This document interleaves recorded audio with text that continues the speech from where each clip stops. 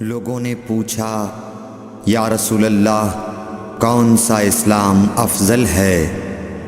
تو نبی صلی اللہ علیہ وسلم نے فرمایا وہ جس کے ماننے والے مسلمانوں کی زبان اور ہاتھ سے سارے مسلمان سلامتی میں رہیں۔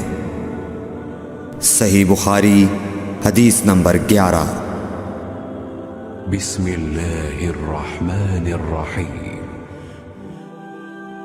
ایک دن ایک آدمی نے حضرت صلی اللہ علیہ وسلم سے پوچھا کہ کون سا اسلام بہتر ہے؟ فرمایا یہ کہ تم کھانا کھلاؤ اور جس کو پہچانو اس کو بھی اور جس کو نہ پہچانو اس کو بھی، الغرض سب کو سلام کرو۔ صحیح بخاری حدیث نمبر 12۔ حضور اکرم صلی اللہ علیہ وآلہ وسلم نے فرمایا تم میں سے کوئی شخص ایماندار نہ ہوگا جب تک اپنے بھائی کے لیے وہ نہ چاہے جو اپنے نفس کے لیے چاہتا ہے۔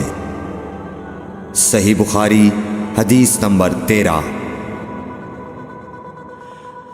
رسول کریم صلی اللہ علیہ وسلم نے فرمایا قسم ہے اس ذات کی جس کے ہاتھ میں میری جان ہے، تم میں سے کوئی بھی ایماندار نہ ہوگا جب تک میں اس کے والد اور اولاد سے بھی زیادہ اس کا محبوب نہ بن جاؤں۔ صحیح بخاری حدیث نمبر 14۔ حضرت صلی اللہ علیہ وسلم نے فرمایا تم میں سے کوئی شخص ایماندار نہ ہوگا جب تک اس کے والد اور اس کی اولاد اور تمام لوگوں سے زیادہ اس کے دل میں میری محبت نہ ہو جائے۔ صحیح بخاری حدیث نمبر 15۔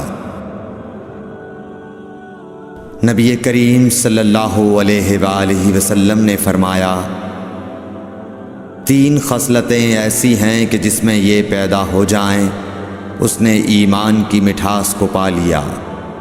اول یہ کہ اللہ اور اس کا رسول اس کے نزدیک سب سے زیادہ محبوب بن جائیں۔ دوسرے یہ کہ وہ کسی انسان سے محض اللہ کی رضا کے لیے محبت رکھے۔ تیسرے یہ کہ وہ کفر میں واپس لوٹنے کو ایسا برا جانے جیسا کہ آگ میں ڈالے جانے کو برا جانتا ہے۔ صحیح بخاری حدیث نمبر 16۔ حضور اکرم صلی اللہ علیہ وآلہ وسلم نے فرمایا انصار سے محبت رکھنا ایمان کی نشانی ہے اور انصار سے کینہ رکھنا نفاق کی نشانی ہے۔ صحیح بخاری حدیث نمبر 17۔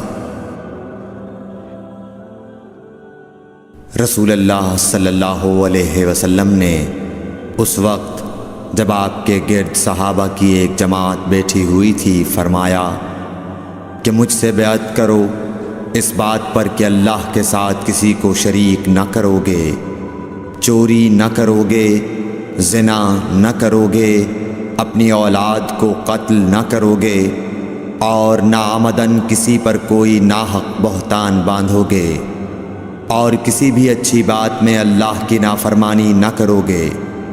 جو کوئی تم میں اس عہد کو پورا کرے گا تو اس کا ثواب اللہ کے ذمے ہے، اور جو کوئی ان بری باتوں میں سے کسی کا ارتکاب کرے اور اسے دنیا میں اسلامی قانون کے تحت سزا دے دی گئی تو یہ سزا اس کے گناہوں کے لیے بدلہ ہو جائے گی، اور جو کوئی ان میں سے کسی بات میں مبتلا ہو گیا اور اللہ نے اس کے گناہ کو چھپا لیا تو پھر اس کا معاملہ اللہ کے حوالے ہے، اگر چاہے معاف کرے اور اگر چاہے سزا دے دے۔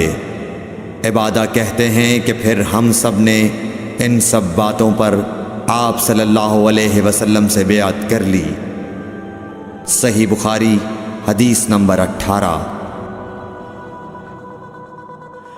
رسول اللہ صلی اللہ علیہ وسلم نے فرمایا وہ وقت قریب ہے جب مسلمان کا سب سے عمدہ مال اس کی بکریاں ہوں گی، جن کے پیچھے وہ پہاڑوں کی چوٹیوں اور برساتی وادیوں میں اپنے دین کو بچانے کے لیے بھاگ جائے گا۔ صحیح بخاری حدیث نمبر 19۔